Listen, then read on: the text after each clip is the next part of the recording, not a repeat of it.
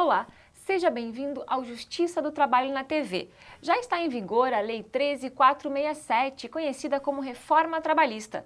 Ela mexe com a rotina de muitos profissionais do direito, entre eles os advogados. E para saber quais são as principais mudanças no dia a dia da advocacia e os impactos causados pela nova legislação, eu converso com Roberto Paraíba, presidente da Associação Brasileira dos Advogados Trabalhistas, a ABRAT. Doutor Roberto, seja bem-vindo. Obrigada pela presença. Nosso programa para discutir o tema da reforma trabalhista. Então, todos aí que atuam na Justiça do Trabalho estão tendo que se adaptar à nova lei, né? Afinal de contas, foram mais de 100 artigos e 100 pontos da CLT que foram alterados, né? No caso da advocacia, quais serão os primeiros impactos, assim, que os advogados vão sentir, doutor? Eu diria que os impactos vão ser contundentes em relação ao exercício da advocacia trabalhista, que um dos principais objetivos, que foram expressamente declarados até pelo então relator dessa reforma trabalhista, o deputado federal Rogério Marinho, na exposição dos motivos do projeto, foi de reduzir o número de ações trabalhistas, sob o argumento de que as ações trabalhistas, muitos trabalhadores abusam do direito de acesso à justiça, propondo ações fraudulentas, ações infundadas e ações irrealistas. Obviamente, nós, advogados trabalhistas, não aceitamos essa pecha de inescrupulosos que foi atribuída e que foi o motivo determinante até, um dos motivos determinantes dessa reforma trabalhista. Porque eu cito até um dado estatístico a favor da advocacia trabalhista, de Justiça e Números, do Conselho Nacional da Justiça, que dá conta que objeta metade das ações trabalhistas, 40 e tantos por cento, praticamente a metade das ações trabalhistas dizem respeito a verbas rescisórias. Exatamente. Ou seja, aquelas verbas que são absolutamente devidas para a hipótese de dispensa sem justa causa, que o empregador pode dispensar o empregado sem justa causa a qualquer momento, sem ter uma justificativa. Ao contrário, que até que ocorre em outros países do mundo, né? Tem países que exigem, né, que o empregador, no ato da dispensa, que a dispensa seja motivada em motivos técnicos, econômicos, financeiros. No Brasil, não. No Brasil, até tem alguns doutrinadores lá que falam que o empregador tem o poder potestativo de dispensar a qualquer momento, mas desde que pague as verbas rescisórias. E metade das ações, os empregados foram dispensados sem receber essas verbas taxativamente previstas em lei. Essas ações, obviamente, não podem ser classificadas como abusivas, como fraudulentas, como foi o termo utilizado. Claro, existem ações abusivas, fraudulentas, mas também, né, existe um grande número de ações que são legítimas, né? Exatamente, Letícia. E quero dizer uma coisa também. Para essas ações fraudulentas, sempre teve o remédio processual adequado para punir a litigância de má-fé e para punir a lide temerária. Então isso já seria absolutamente suficiente, né, para você inibir esse tipo de prática, né? A legislação já prevê há muito tempo as penalidades, né, para esse tipo de ação. A nova CLT, a reforma trabalhista, inclusive, incluiu alguns dispositivos que multam, né, testemunhas por litigância de má-fé a partir de agora também. Isso daí é assim, a litigância de má-fé, né, é mais em relação às partes, né, assim, quando a parte relata um fato, né, que é o pede, por exemplo, verba rescisória, permanecendo naquele exemplo, né? Estou pedindo verba rescisória, só que ao mesmo tempo você vê o termo de rescisão, tudo foi quitado, né? Absolutamente correto. Eu estou pedindo verbas sabidamente pagas e corretamente pagas, né? Então isso aí seria um caso, né?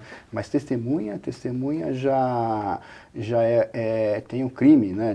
Também tipificado, né? Como falso testemunho, tudo para resolver exatamente esse problema, né? Também não precisava também de uma nova legislação para tratar desse assunto, né? Claro. E voltando um pouquinho para a questão da atuação dos advogados, agora a partir com a entrada em vigor da reforma trabalhista, alguns advogados têm uma visão um pouco apocalíptica, digamos assim, e falam do fim da advocacia trabalhista, pelo menos da forma como ela é exercida hoje. O senhor concorda? É possível fazer uma previsão dessa forma? Aí nós vamos ter que ver aquela história, né, uma coisa é o texto, né, da lei, que ela só tem sentido dentro do contexto, né, o texto só tem sentido dentro do contexto, né, então nós temos que fazer essa interpretação sistemática, evolutiva, analítica, né, não uma interpretação meramente gramatical do texto da lei, né, e em relação, por exemplo, né, um aspecto, né, que foi erigido como obstáculo para o juizamento da ação. Foi os honorários advocatícios. Os honorários advocatícios não foram estabelecidos pelo legislador como uma hipótese para fazer uma prestação à tutela judicial plena, né, para restabelecer integralmente o direito lesionado, que seria estabelecer que o empregado, quando ele ganha um processo, e um percentual desse ele vai ter que destinar para o advogado. Então ele jamais, dentro dessa ótica, né, ele jamais vai ter restabelecido 100% do direito lesionado quando ele ganha integralmente uma ação. Um percentual desse, ele faz sempre um contrato de risco, normalmente, né, isso depende muito da tratativa, não muito, da tratativa do advogado com o cliente, mas os mais às vezes, né, como o reclamante, né, o trabalhador, acabou de ser, mais às vezes, né, está desempregado, não tem dinheiro para pagar os honorários, a tratativa dos honorários ad exitum, né, então um percentual do que ele ganhou, ele vai destinar para o advogado. Então, a condenação em verbas e sucumbência à advocacia, a princípio, seria para estabelecer a tutela adicional plena, mas não foi esse o objetivo do legislador, explicitado até na exposição de motivos. Foi uma forma de tentar, com a condenação em honorário de sucumbência, inibir o ajustamento de ação. Mas por que eu estou dizendo tudo isso, Letícia? Inclusive, esses honorários de sucumbência era uma reivindicação em ti, inclusive, dos Exatamente. advogados trabalhistas. Exatamente, mas tem um aspecto só que, a meu ver, é evado de constitucionalidade e que não deve prosseguir, que seria o maior obstáculo em relação aos honorários de sucumbência. É que ele é devido, inclusive, para a hipótese do trabalhador beneficiário da justiça gratuita. E enquanto a Constituição Federal, ela assegura a assistência judiciária gratuita para aqueles que comprovarem a insuficiência de recursos. Isso está um preceito constitucional. Se você for ver no próprio Código de Processo Civil, que também tem a sucumbência advocatícia há muito tempo, sempre teve, né? Não está sendo introduzida no âmbito do processo de trabalho agora, mas nos processos nunca é aplicada para quem é beneficiário da justiça gratuita. Isso aí já o próprio nome já diz. Tanto assim é que houve até um ajuizamento do MADIM pela Procuradoria-Geral da República, a DIN número 5766, que ingressou única e exclusivamente sobre esse ponto. Está questionando a constitucionalidade desse ponto do pagamento de honorários advocatícios, de atribuir, melhor dizendo, atribuir a responsabilidade do pagamento de honorários advocatícios e periciais também para o beneficiário da justiça gratuita. Que isso você está inibindo o acesso da população mais pobre. E eu não diria nem a população mais do trabalhador pobre. Eu estava vendo agora, recentemente, saiu um censo do IBGE que demonstra que mais de 70% dos trabalhadores no Brasil recebem menos que 2 salários mínimos. Quer dizer, então a imensa maioria dos brasileiros se enquadra dentro que teria direito à justiça gratuita. Né? E que não vai ter acesso, vai ter obstado o acesso à justiça do trabalho, que é a população que mais necessita. Bom, doutor Roberto, a gente precisa chamar o nosso primeiro intervalo. É 1 minuto, a gente já volta.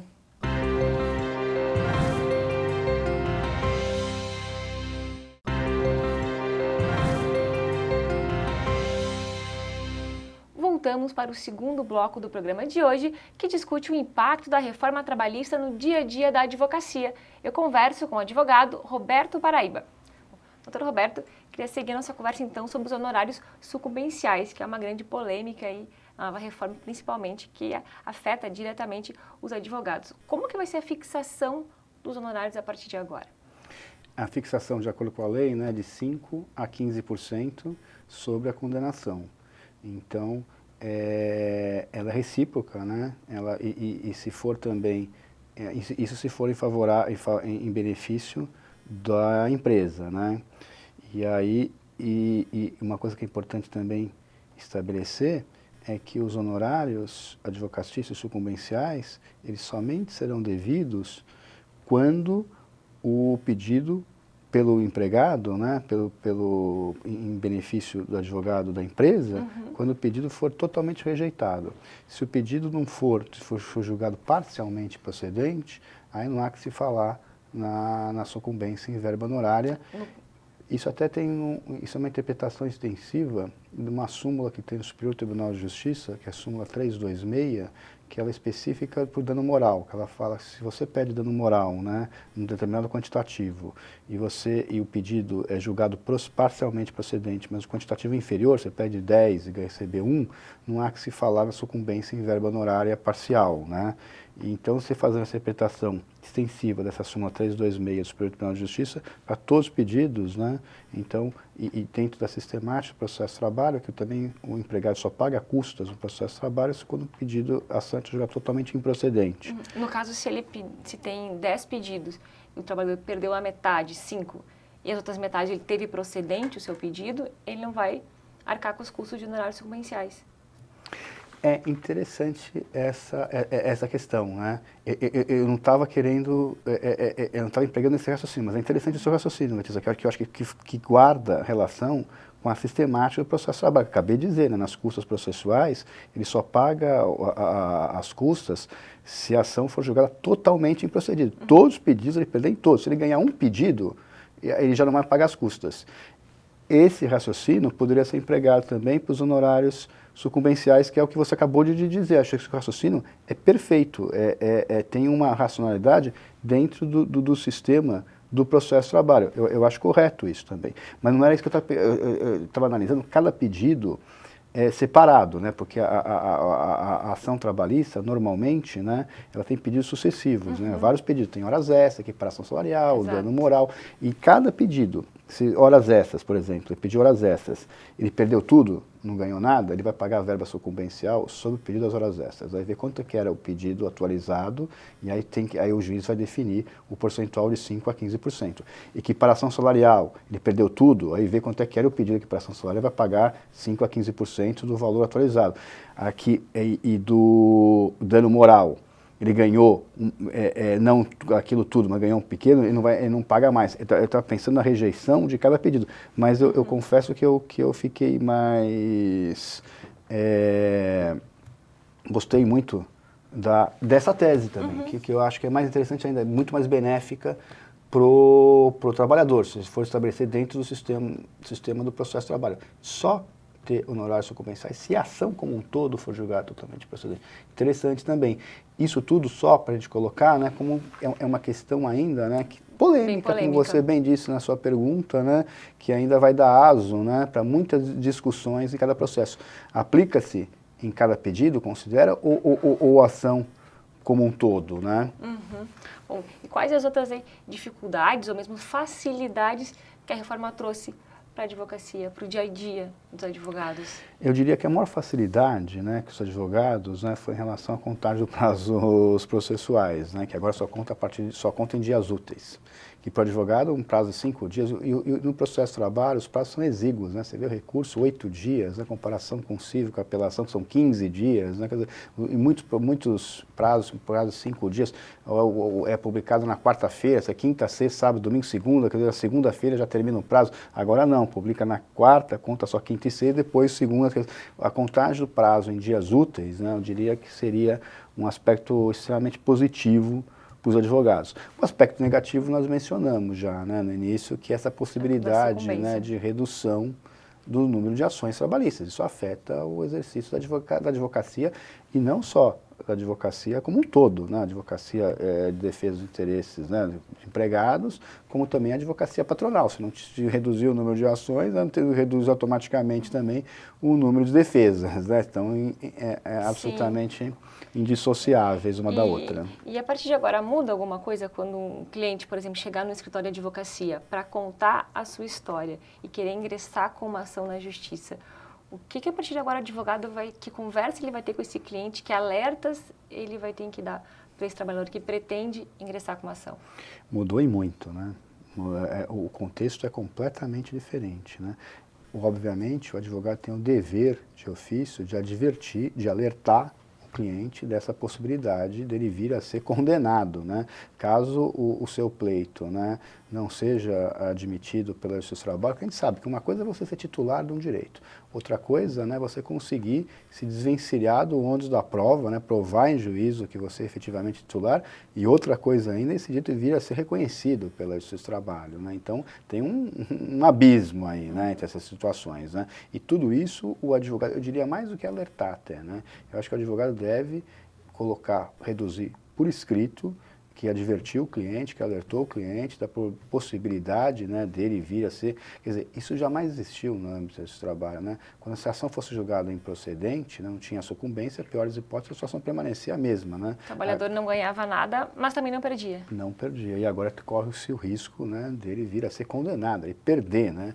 Então isso, obviamente, o advogado tem que advertir o cliente e tem que sopesar bem, né, com o cliente, né, os riscos do processo, né, para ver se vai de fato ajuizar a ação ou não, né? Mas eu quero aqui deixar claro, né, faço questão até de fazer essa ênfase, né, que se o direito for legítimo, né, o advogado entender que a postulação, né, que houve mesmo a violação dos direitos, ele deve sim socorrer do Poder Judiciário e tentar fazer a efetivação dos direitos, não deve se deixar inibir com esses, que é o que o legislador, né, o objetivo dele é exatamente esse, né, tentar criar esses subterfúgios processuais para dissuadir o trabalhador de entrar com a ação, o advogado entrar com a ação. Acho que nós não temos que nos deixar envolver com isso e de acordo até com os nossos, né, quando o advogado assumiu, recebeu a carteirinha, né, prestou juramento, a profissão foi de lutar pela justiça, lutar pela efetivação dos direitos, né, e isso demanda o ajuizamento de uma ação judicial nesses casos. Bom, doutor Roberto, deixa eu chamar mais um intervalo. A gente já volta para falar sobre o impacto da reforma trabalhista na advocacia. É 1 minuto.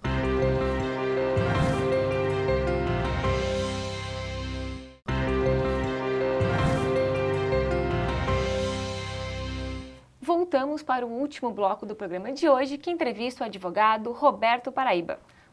Doutor Roberto, uma outra questão também que tem gerado bastante discussões aí no meio da advocacia diz respeito à nova petição inicial, que ela deve ter o valor certo e determinado do pedido. Qual que é a dificuldade para indicar o valor da causa já na inicial? Eu diria que não é nem dificuldade, né? Em alguns casos é até uma absoluta impossibilidade mesmo, né? Um exemplo que eu cito, né, é do pedido de equiparação salarial, que a pessoa quer receber exatamente, né, indica um paradigma, que tem certeza o trabalhador que exercia exatamente as mesmas funções, determinado empregado, só que não tem a menor noção qual era o salário que era pago para aquele empregado, porque não tinha acesso aos olerites, aos recibos de pagamento. Então não tem como você estabelecer qual é a diferença, né, do salário que o empregado recebia e do paradigma, né? E às vezes até também promoções, né, que sabe que o paradigma ocupava um outro cargo, né, mas na prática o trabalho, que acontece muito isso também, né, que ele exercia uma função que era atinente a determinado cargo, mas o salário não era correspondente àquele cargo que ele exercia, só que ele não sabe qual é o valor que a empresa pagava para aquele cargo, né, para citar mais um exemplo, por exemplo, né. Então, nesse caso, eu acho que vai prevalecer, prosseguir o mesmo procedimento que é adotado até hoje, né, que o advogado faz uma estimativa, né, do valor do pedido, né, mas se requer, na petição inicial, que a empresa, né, seja instada a juntar todos os recibos de pagamentos do paradigma, para que aí sim, numa fase posterior, na fase de liquidação, né, caso o pedido venha a ser julgado procedente, que aí se extrai exatamente o valor, né, da diferença entre o salário do autor da ação e do paradigma indicado na inicial. E aí houve vários outros pedidos também, né? Justamente porque boa parte dos comprovantes, dos documentos, para o advogado, né, para o trabalhador saber quanto ele teria direito, estão em posse do empregador. Exatamente, exatamente. O empregador ele tem até uma obrigação legal de manter em seu poder esses documentos, né? Então, por isso que ele não pode se recusar a juntar esses documentos, sob pena de admitir como verdadeiro todos os fatos alegados na inicial. Então, ele é obrigado a processar juntado, porque ele é obrigado a manter esses documentos. Sim. E o empregador não tem, o empregado, melhor dizendo, não tem acesso a esses documentos. Dá essa inviabilidade mesmo, né? Então, tudo tem que ser interpretado, né, dentro de um sistema, sobretudo com bom senso, né, também. A norma diz o seguinte: os pedidos que não apresentarem valor certo e determinado serão extintos.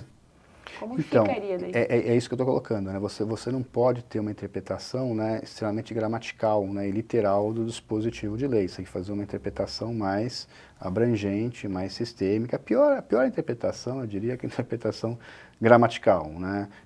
Que até nós aprendemos isso no primeiro ano da faculdade. Tem até um livro que é interessante, até, que é um clássico de hermenêutica do Carlos Maximiliano, de 1925, que ele fala que o método exegético, né, tem a interpretação gramatical, que é a primeira, né? Mas tem a interpretação lógica, a interpretação sistêmica, a interpretação finalística, a interpretação teleológica, né?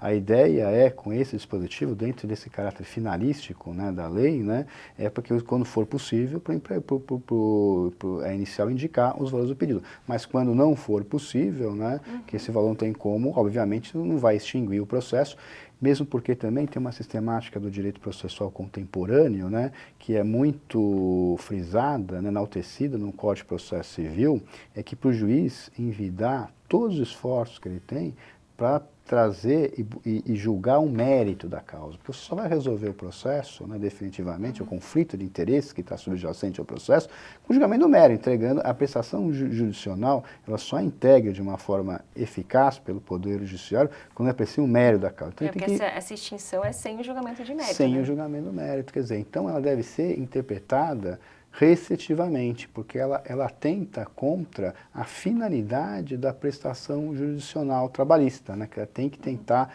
o juiz é obrigado até, né? Tentar se envidar todos os seus esforços para julgar o mérito da causa. E essa sem julgamento do mérito, ela está apreciando o pedido porque não julgou. Por isso que eu quero crer, né? Eu aposto muito nessa interpretação sistêmica da nova legislação, não só em relação a esse artigo específico, né? Mas como uma reforma como um todo, né? Que ela vai ser interpretada dentro desse contexto, né? Dos princípios do direito processual, do trabalho, do direito processual geral e dentro dos princípios do direito material do trabalho e dos princípios constitucionais. Bom, e, doutor Roberto, diante dessas dificuldades que foram colocadas com a reforma trabalhista, você acredita que aquelas grandes ações envolvendo valores altos na Justiça do Trabalho tendem a diminuir ou mesmo ser extintos? Eu não tenho dúvida nenhuma que um dos objetivos almejados por essa reforma foi exatamente esse, né? Para diminuir principalmente as ações altas, né? Que é, até se for ver na interpretação sistemática, né? Considerar os outros dispositivos de lei, por exemplo, que fala que o trabalhador que recebe mais do que o dobro do teto da Previdência, exatamente, que daria uns 11 mil reais, né? E tem nível superior completo, são 2 requisitos cumulativos que deveriam ser preenchidos, né? Vale o negociado individual. Aqui nós não estamos nem falando do negociado coletivo sobre o legislado, negociado individual. Obviamente que esse dispositivo ele tem que ser interpretado interconectado e levando em consideração os outros dispositivos de lei, principalmente o artigo 2º e 3º da CLT, que não foram revogados, permanecem vívidos, né? Ou seja, quero dizer o seguinte, presentes pressupostos caracterizadores da relação de emprego, mesmo que esse, né, um profissional que já estão chamando hipersuficiente, né? Trabalhador hipersuficiente. Trabalhador hipersuficiente. Mesmo que ele tenha assinado um contrato falando que ele é representante de pessoa jurídica, que ele é autônomo, se de acordo com o princípio da primazia da realidade, que vigora no processo de trabalho, que vale muito mais aquilo que efetivamente ocorre no mundo prático, daquilo que está expresso em documentos mais ou menos solenes, né? Se tiver caracterizada a presença de requisitos, o juiz é obrigado a reconhecer o vínculo. Por isso que eu acho também que, por exemplo, que eu estou mencionando isso, que relações grandes muitas vezes envolvem, né, o reconhecimento de relação de emprego de representantes de pessoas jurídicas, de autônomos, empregados, né, que são de alto padrão, né, e que não eram considerados como representantes de pessoas jurídicas. E acho que não deve inibir, porque tem dentro dessa interpretação sistemática, né, a possibilidade de ganho de causa permanece exatamente a mesma. Então, se tiver caracterizado, por exemplo, nessa hipótese, a presença dos requisitos configuradores mesmo, tem que ter essa responsabilidade maior agora. Tem que estar caracterizado mesmo. Se tiver caracterizado, tem que entrar com essa ação pedindo o reconhecimento de vínculo daquele representante de pessoa jurídica, da mesma maneira que acontecia anteriormente. Essa ação não pode servir como fator inibitório do legislamento de ação. Essa reforma trabalhista, essa lei, melhor dizendo, não pode servir como fator inibitório do legislamento de ação trabalhista. Bom, doutor Roberto, infelizmente nosso tempo chegou ao fim, foi um prazer conversar com você. Prazer foi todo meu, Letícia. Obrigado, viu? Obrigada. Hoje conversamos com o advogado Roberto Paraíba sobre os impactos da reforma trabalhista no dia a dia da advocacia. Nos vemos no próximo programa. Até lá!